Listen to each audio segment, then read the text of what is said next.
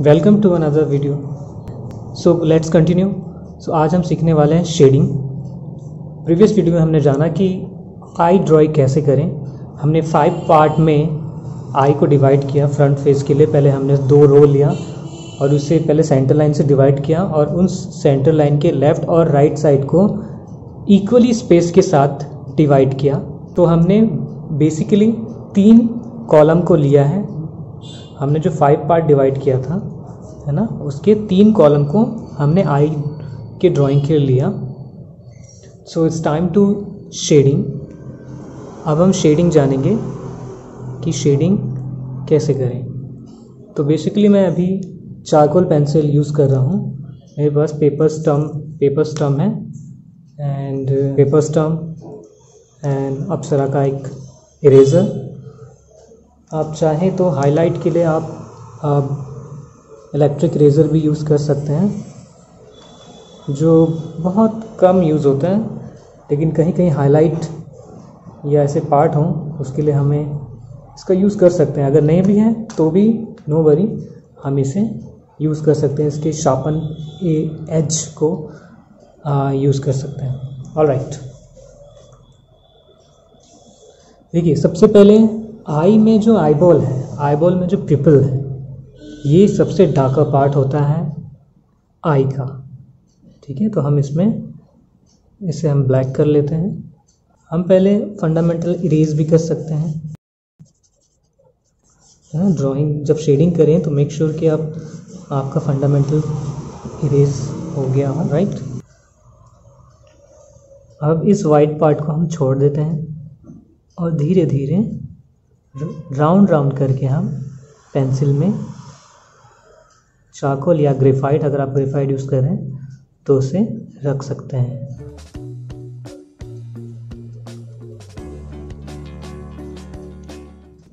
प्यूपिल के टॉप वाला जो पार्ट है, यानी कि इस वाले पार्ट में आईलिड्स का जो शेडो होता है वो जस्ट आईबॉल के टॉप वाले हिस्से में बनता है, इसलिए थोड़ा सा शेड में आएगा, थोड़ा सा डार्कर वैल्यू दिखेगा आपको। और जैसे जैसे नीचे आएगा वो मिडिल टोन और लाइट होते जाएगा। मेक श्योर कि हम इसके सर्कुलर जो शेप है उसको बनाए रखें आईबॉल के। आईब्रो को बनाने से पहले हम इसे एक बेस टोन दे देते हैं। जब भी हम हेयर के लिए काम करें हेयर पे, तो मेक श्योर कि उसके लिए पहले हम बेस रेडी कर लें, एक बेस टोन रेडी कर लें। वैसे ही सेम अपोजिट, जैसे ही मैं नीचे आई वॉल के नीचे वाले एरिया में आता हूँ, मैं प्रेशर कंट्रोल करता हूँ, प्रेशर कम करके चारकोल स्प्रेड करता हूँ या चारकोल रखता हूँ, पेंसिल का यूज़ करता हूँ। हमें कंपेयर भी करना है, हमारा आई बॉल जो है वो ऑलमोस्ट नहीं, पूरा एक जैसा ही हो। हम ध्यान से देखें, आई को ऑब्जर्व करें तो ये वाला जो पार्ट है आई लिड के जस्ट ऊपर, ये जो स्कल होता है, स्केलेटन जो हमारे हेड का स्कल होता है, ये उठा हुआ पार्ट होता है, क्योंकि ये पूरा आई सॉकेट है। ओके, ये पूरा आई सॉकेट होता है जिसमें आई बॉल फिट है। जहाँ पे फिट है तो ये जो होल होता है उसका जो ये वाला पार्ट होता है, राइट साइड जो कर्व है वो काफ़ी उठा हुआ होता है, इसलिए हमें ये स्पेस काफ़ी उभरा हुआ दिखता है और आईब्रो ऐसे कर्व होके वो जहाँ आई ख़त्म हो रहा है वहाँ पे एंड होता है।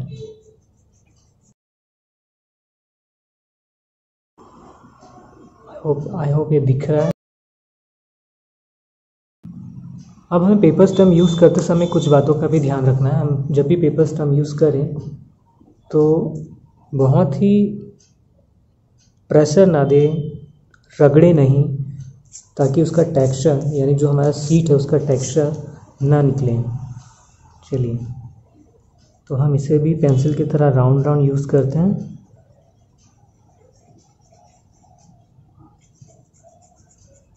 क्योंकि आई का जो वाइट वाला पार्ट है वो प्योर वाइट नहीं होता है, इसलिए हम एक टोन, एक वैल्यू दे देते हैं।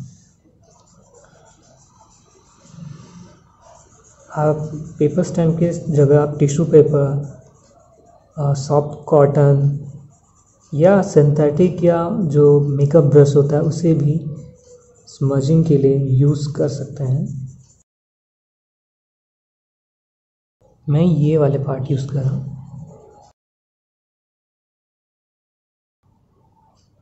अब मैं इरेज़र से पिपल के नीचे वाले पार्ट को इरेज कर रहा हूँ हल्का हल्का, ताकि वो आईबॉल का जो शाइन है, जो रिफ्लेक्शन वाला फील होता है, वो हमें दिखे। ऑलराइट,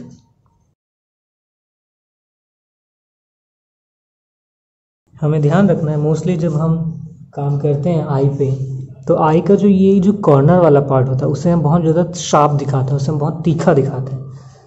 जस्ट लाइक हम क्या दिखाते हैं, ये बहुत तीखा, ऐसा नहीं है। रियल में आई का ये जो पार्ट होता है, जो आई बॉल पार्ट है, उससे वो काफ़ी जुड़ा होता है, कनेक्टेड होता है। इसका अंदाज़ा हम इससे भी लगा सकते हैं कि अगर हम बुज़ुर्ग लोगों की आंखों को ऑब्ज़र्व करें या देखें, नोटिस करें, तो उनका जो आई है, जब उनमें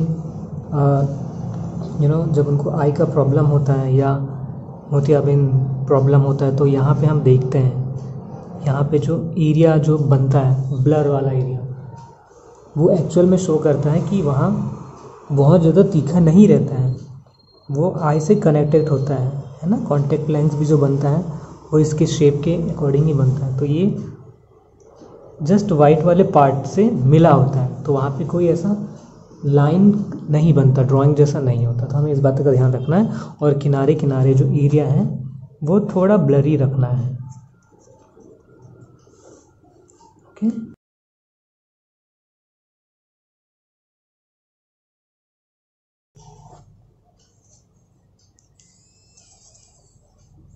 इसका भी यूज़ कर सकते हैं जब बहुत ज़्यादा चारकोल या ग्रेफाइट बहुत ज़्यादा आप अप्लाई कर दिए और वहाँ पे इरेज करके हमें हाईलाइट करना है और वो हाईलाइट नहीं हो रहा, तो उसके लिए ये आप इलेक्ट्रिक इरेजर यूज़ कर सकते हैं।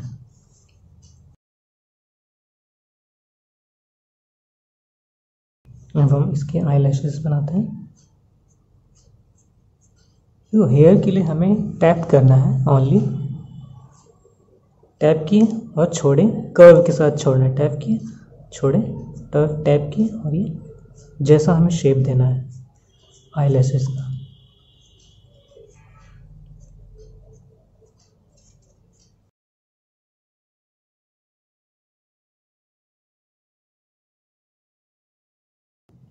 नीचे के आईलैशेस थोड़े छोटे होते हैं ज़्यादा देन अपर।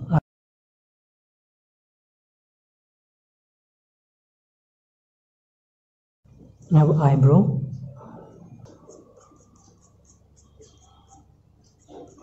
टैप कर करके आपको राइट साइड कर्व को आगे बढ़ाते हुए जाना है। बहुत ज़्यादा डेंस नहीं न दिखाना है यहाँ पे, क्योंकि यहाँ के हेयर काफ़ी पतले होते हैं और सबसे ज़्यादा जो है डेंस है इस एरिया में दिखेगा हमें।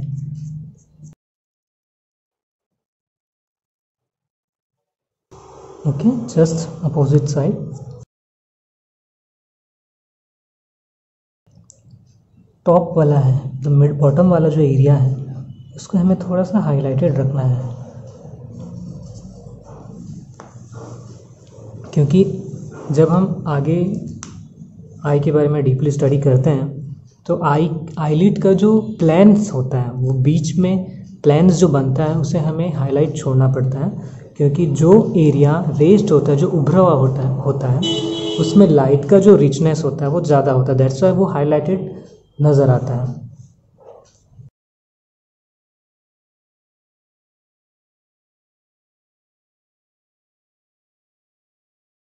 ओके, तो हाईलाइट बनाते समय भी हमें बहुत ज़्यादा लाइन एकदम शार्पन नहीं रखना है, लाइन को एकदम ज़्यादा प्रेशर देके क्रिएट नहीं करना है, क्योंकि एक्चुअल आई को जब हम नोटिस करेंगे, देखेंगे, आप अगर खुद ऑब्जर्व करें तो आपको दिखेगा कि ये सारे लाइंस नहीं होते हैं। आप चाहें तो आपके खुद के फ़ोटो या किसी के भी फ़ोटो में ये नोटिस कर सकते हैं।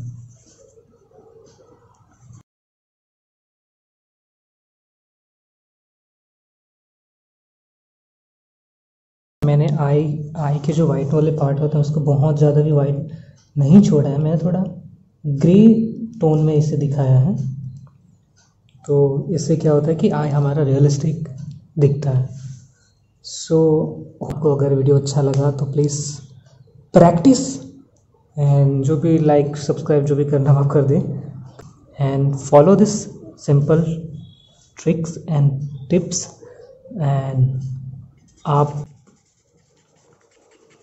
प्रैक्टिस कीजिए और इससे कोशिश कीजिए और बनाइए आई, रियलिस्टिक आई।